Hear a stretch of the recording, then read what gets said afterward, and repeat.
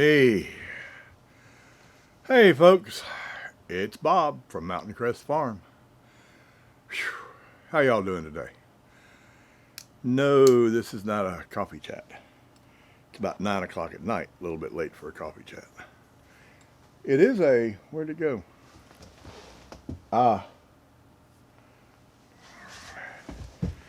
It is, however, a Switchel Haymaker's Punch chat.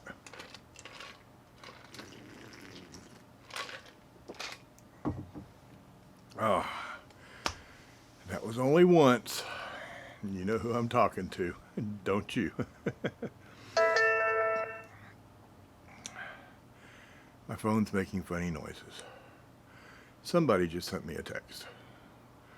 I'll get it in a bit. So anyway, how are y'all doing? All this self-distancing, social distancing thing. How y'all doing in the social distancing? I thought I was going to have a problem with it. After all, I do love to talk. And staying away from people kind of cuts down on the ability. It's not bothering me at all. We're following the rules around here.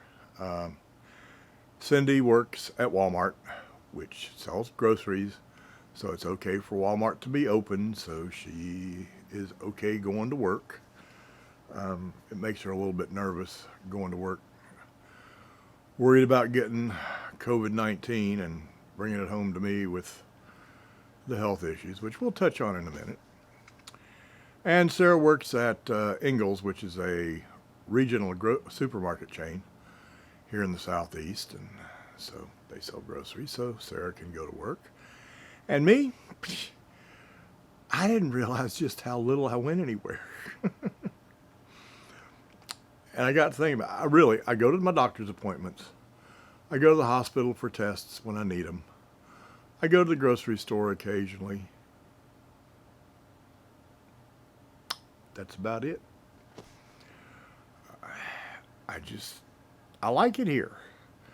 Somebody asked me, I've been here since 2002, and somebody asked me one time, I don't know, 6, 8, 9 years ago, I said, Bob, you never go anywhere. You don't go on vacation or anything. I said, no, why would I go on vacation? He said, what do you mean? I said, well, when I had my own business in suburban Atlanta, and my employees were driving me nuts, they were doing a good job, so I didn't want to fire them, but they were driving me nuts, or my customers were driving me nuts, or just anything was driving me nuts, and I needed to decompress. I came to the North Georgia mountains. Not right here. I didn't own this property at that time. But a little place about 50 miles from here called Goose Creek Cabins. 10 cabins built by the CCC back in the 30s. They were built for a place for the guys in the CCC to stay while they built Vogel State Park, which is about a mile and a half down the road. And now those cabins are privately owned, and they're a little rental place. And it's kind of fun staying in a log cabin built in the 1930s. And that's where I always went for decompression. So I came to the mountains. Okay, now I live in the mountains. So why would I want to go anywhere? Sure, there's a few things I'd like to do. I'd like to go out west and see the Rockies and Yellowstone and the Grand Tetons again. I've been to the northwest, not the not the way northwest. I've been through Oregon and all up in there when I was driving a truck, but as a tourist, Yellowstone and the Grand Tetons is about as far as I've gone. Never been a tourist in the Southwest. I'd love to see the Grand Canyon. I have driven by the Grand Canyon driving a truck no less than 100 times. Driven within 5 miles of the Grand Canyon no less than 100 times. And I have never seen the Grand Canyon. That would be cool. Never seen Hoover Dam. Been close to it. Never seen Hoover Dam. Went a lot of places in a truck. And I'd like to go back and be in a car and spend some time looking at it. But for the most part, I like being where I am. So all this social isolation or social distancing is actually pretty easy. The only way this COVID-19 is, well, actually, it's affecting us in two ways. Number one, Cindy worries that she or Sarah will pick it up at work and bring it home to me, and that'll screw up some of the medical stuff. Most of y'all that are seeing this are familiar with my medical issues. And they're worried about bringing COVID-19 home, which would throw a major monkey wrench into them. But after today, it doesn't really matter. Or it doesn't matter for a while. Got a call this morning. And it's a call I knew was coming. I'm not stupid, and I keep up with the news. And got a call this morning from my doctor's office. And the hospital where I'm supposed to have surgery on April 13th, and then the second surgery, if it's necessary, the ALPS procedure on April 23rd.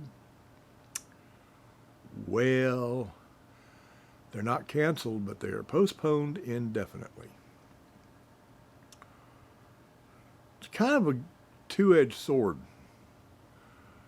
On the one hand, y'all know about the PVE, the portal vein embolization. If you don't know about that, somewhere up here, I'll link back to a video that explains the PVE. But with the PVE a month ago, and the good part of my liver supposedly growing before they take the bad part out. By the way, the good part of the liver before they take the bad part out, it's called a future liver remnant, an FLR. And after all, when you think about it, when they take the bad part out, what's left is a remnant. And right now it's a future remnant because the bad part's still in there. So, future liver remnant.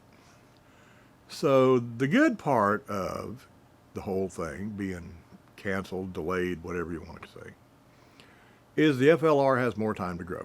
That's a good thing. There is a bad side. The bad side is, while the FLR has more time to grow, so does the cancer. So, be kind of interesting. My imaging, the pre-surgery CT scan was also put off. It was supposed to be the 1st of April, and it's going to be the 27th of April. And I guess that's going to show which is growing faster. Did my FLR get a lot bigger, which would be a good thing? Because the bigger the FLR is, the less chance there is I'm going to have the second surgery, the ALPS procedure. If there's enough there when they go in the first time, they don't have to go back. So it'll be interesting to see if it grew enough to negate the need for the ALPS procedure, or if the cancer grew faster than it did. I guess we'll find that out. But anyway, this isn't supposed to be a downer video. It's supposed to be kind of fun. I'm amazed at how easy this social isolation is for us. It's really not that far different from our normal life. We don't go places. We're poor. Actually, I'm the richest person I know. I just don't have it in dollar bills in my pocket. So we don't have a lot of money to go anywhere, but that's okay. If we did, I don't think we'd go anywhere anyway. Pretty simple wants. And mostly they're fulfilled right around here. So how are y'all dealing with the social isolation or social distancing?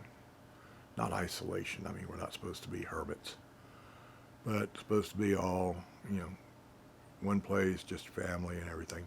So how are y'all dealing with it? We're not having any problems. Any of y'all going crazy or stir crazy?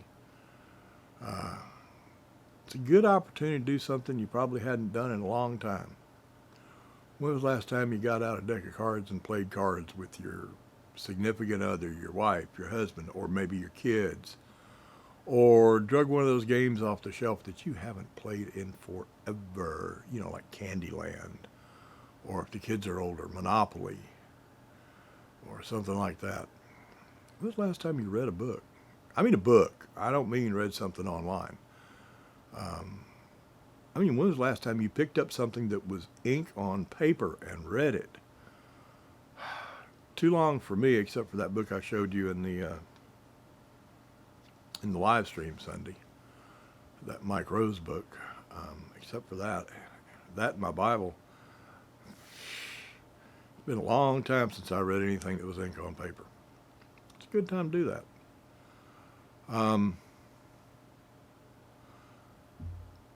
When you do go to Walmart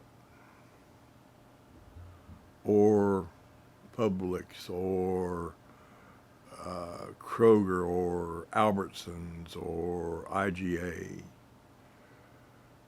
don't take your 4 kids and your sister and her 4 kids and go in there with this huge gaggle of people. That completely defeats the purpose. Have a list, and if it's you and your sister, have a list for both of you. Sister can sit in the car with her 4 kids and your 4 kids, and you can go in and push 2 buggies around and do the shopping. That's the whole idea. That's how this is supposed to work.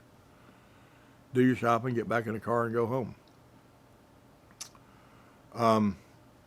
Here at the end, I'm going to play a little clip.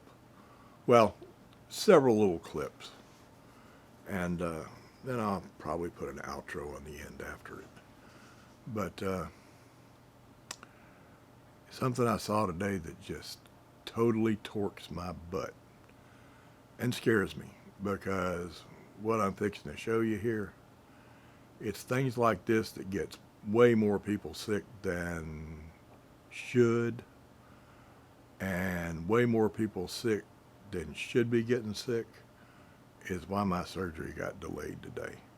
So let me show you something, and it's about stupid kids. But more important than stupid kids, it's about really, really, really bad parents and really, really, really greedy local governments. I'll explain all that after these clips. I may do a voiceover over the clips. I may just show you the clips and do an outro. I don't know.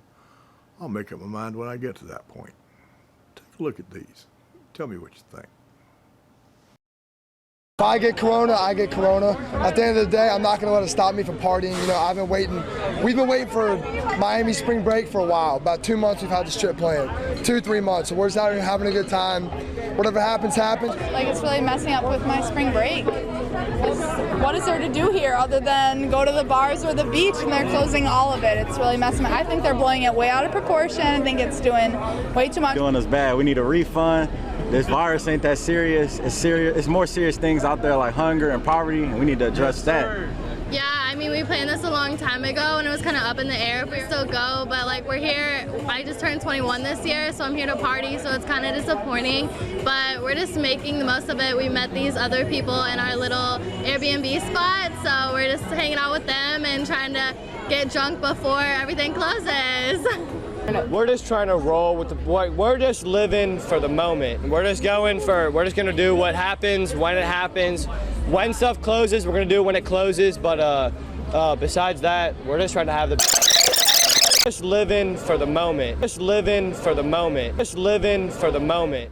Now, I'll bet you think I'm mad at those kids. After all, sitting down there, passing coronavirus around, making other people sick. That's what's filling up the hospitals and going to be causing my surgery to be delayed, right? Well, yeah, but I'm not mad at the kids. Although that last drunk kind of irritated me.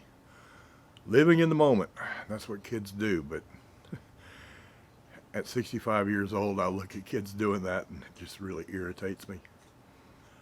But I'm not mad at them. I'm mad. You know who I'm mad at? 2 groups of people. And I don't know who I'm madder at. Well, yeah, I do. Yeah, I do. I'm mad at the greedy city and county governments down there in Florida and Texas and everywhere else that has a beach where kids are going to go on spring break and they're going to get drunk and they're going to party and there's going to be so much sex on those beaches it's not even funny, and that's just what happens at spring break. And I'm mad at those greedy county governments and city governments for claiming that they thought these kids would abide by the rules that go along with COVID-19. You know, the social distancing. Oh, we're so surprised at that. Give me a break. You're greedy. You don't want to give up the dollars that those spring break kids bring. If you really cared about people, instead of just greed, you know, those tax dollars coming into the county and city governments, if you really cared about people, you would have shut the bars down before spring break started. You would have shut the beaches down, period. You would have made it where the kids wouldn't come. You would have shut down everything they do. They wouldn't have come. You wouldn't have made any money. But you wouldn't have had a bunch of kids violating their social distancing rules for the coronavirus. So I'm mad at government. Still hadn't gotten around to who I'm really mad at. Who am I really mad at? I'm really mad at the parents. Parents who let their kids go to Florida on spring break, to me, aren't very good parents anyway. They're trying to make their kid's best friend instead of being their parent. Any year. But this year, with coronavirus, I'm ticked off at the parents letting their kids go. And don't give me anything about these kids are adults. They don't have, if they want to go, they can go, and their parents can't stop them. Yeah, their parents can. You don't think these kids are paying for this on their own, do you? You don't think they've got the money put away to make a trip from Michigan or New York or Wisconsin or Ohio down to Florida, spend a week down there? Hotels are pricey down there. They jack the prices up for those kids. And those kids ain't paying that. Mommy and daddy are, because they want to be their kid's best friend. They don't want their kid mad at them. So they'll talk to them before they leave, you know, tell them to be careful and drive careful on the way down and follow those social distancing rules and don't be hooking up and don't be getting drunk. And here's the credit card so you can pay for all of it. We'll see you in about a week. Be careful. Oh, bull crap. The hooking up you know is going to do. You know your kid's going to get drunker than a skunk. And now you've sent him off where they're all going to be congregating on the beach. And if anybody gets coronavirus, everybody's going to get coronavirus. Not everybody, but a lot of them, because they're so close and it's going to get passed around. And you know what's going to happen then, you parents that don't have the guts to be parents? Those kids are going to come back with coronavirus. And they're going to give it to you. You're not that old. It's no big deal. Just like the kids, you'll get over it. But what happens when they give it to you and then you go over to your mom's house or your dad's house, you know, the kid's grandparents, to take them a meal over there so they don't have to get out? Or you go grocery shopping for them and take their groceries to them so they don't have to get out, so they can obey those social distancing rules. And you're toting around the virus. So your kid, because you don't have the guts to be a parent, your kid went to Florida, got coronavirus, brought it back to you, and you gave it to your parents, who are now going to die because they're 90 years old, and your dad smoked for a long time, and he's got COPD like I do, And when coronavirus nails him, he's in deep trouble. All because you don't have the guts to be parents. That's who I'm mad at in all this. So anyway, social distancing isn't causing any problems here. Hope it's not causing y'all any problems. And if you recognize any of those kids, if that's any of your neighbor's kids or anything like that, I want you to make sure your neighbors see this video. Because if you don't want to tell them that they're sorry, lousy parents who have no business being parents and have no guts because they're afraid of their children, show them the video. I'll tell them.